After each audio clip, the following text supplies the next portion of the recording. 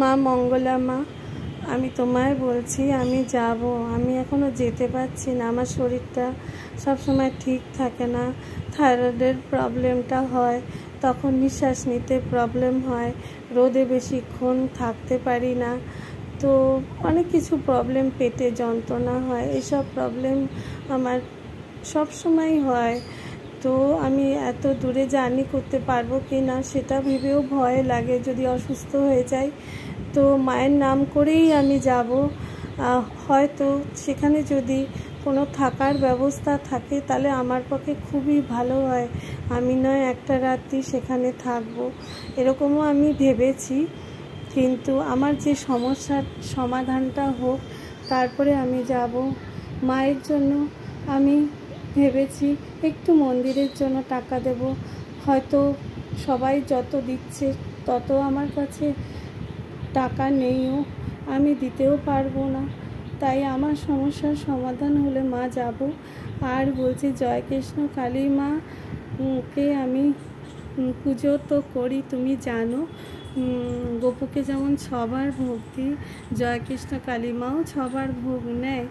আর জয় কৃষ্ণ কালী মা মানে মানে ভাত ভোগ খেয়েছে, গোপুকে দিয়েছিলাম, তাকে দিতে ভয় লেগেছিল, দেওয়া যাবে কি না এরকম মনে হয়েছিল। তখন দেখি তার একটু অভিমান হয়েছে, আমার একটু মনে হয়েছে তাকে, তার মানে ছবি দেখে, তখন তাকেও আমি ভাত ভোগ খাই এবং সে খুশি থাকে। এবং রাত্রিবেলা গোপুকে যেমন রুটি তরকারি দিই, তাকেও আমি খাওয়াই, কারণ একসাথেই দিই। আমি মনে করি কৃষ্ণই তো গোপাল। হ্যাঁ, আর আমার যে আমি যে দীক্ষা নিয়েছি সেটাও আমার কৃষ্ণ নামে নিয়েছি, সত্যনারায়ণের নামে নিয়েছি।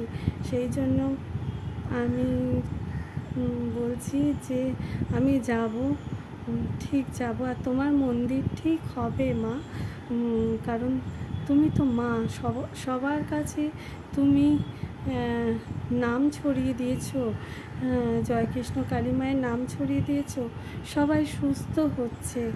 হয়তো আমার কর্মফলের একটু খারাপ আছে, হয়তো আমি যেতে পারছি না, এটাই আমার কষ্ট হচ্ছে। তো যাব মা, আমি ঠিক যাব। আর বলবো যে মা তুমি নিজের খেয়াল রেখো, মঙ্গলা মা নিজের সবসময় খেয়াল রেখো। উর্মির বিয়ে হয়ে গেছে, ও আমার বোনের মতো, ওকে আমি স্নেহ করি, ওকে আমি আশীর্বাদ করি, ও যেন খুব খুব সুখী হয়। ওর পাশে জানি জয় কৃষ্ণ কালী মা সর্বদাই থাকবে। তাও আমি তোমার মেয়ে, তাই জন্য আমি বললাম। আমি ভিডিওগুলো দেখি, মাঝে মাঝে আমি করতে পারি না, ভিডিও করতে পারি না, আমার ভিডিও সেটিংয়ের একটু প্রবলেম আছে বলে হয় না। তো যখন হয় তখন আমি করি। আজকে আমি করতে পারলাম, আজকে যে করতে পারবো ভাবিনি। মঙ্গলা মা তুমি তো আসল, তুমি তো আমাদেরকে করছো, সহযোগিতা করছো সুস্থ করার জন্য, সবাইকে সহযোগিতা করছো। তুমি তো আসল, তুমি আগে সুস্থ থাকো মা, তুমি তাহলে জয় কৃষ্ণ কালী মায়ের সেবা করতে পারবে আর আমাদেরকেও সুস্থ রাখতে পারবে। জয় কৃষ্ণ কালী মাও সুস্থ থাকবে, ভালো থাকবে।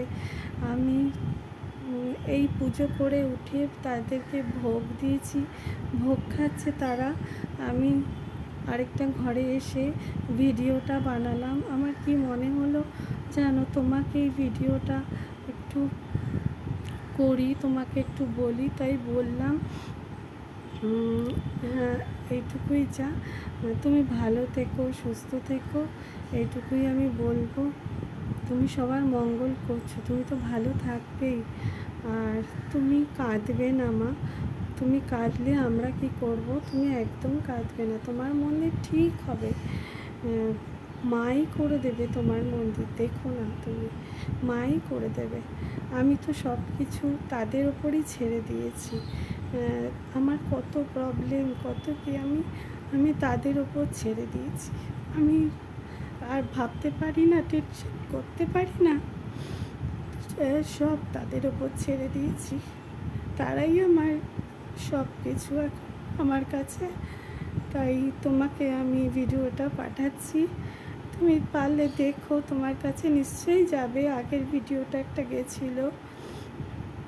ঠিক আছে মা, ভালো থেকো মা, মঙ্গলা মা, তুমি ভালো থেকো। তোমাকে সুস্থ থাকতে হবে, ঠিক মতো খেও, ঠিক মতো খেও, একটু একটু গ্লুকন্ডি জল খেও। এত বেশি কথা বলো ও, সেজন্য গলার তো শুকিয়ে যায়। একটু গ্লুকন্ডি জল খেও, একটু ঠিক থেকো, খাবার খেও, ঠিক মতো খাবার খেও, খাবারটা ঠিক মতো খেও। এইটুকু, তুমি কোনো চিন্তা করো না, সব হবে তোমার, সব হবে। তোমার যে স্বপ্ন সব পূর্ণ হবে, দেখো। এইটুকু আমি বললাম। যাই হোক, আমি এখানে রাখছি।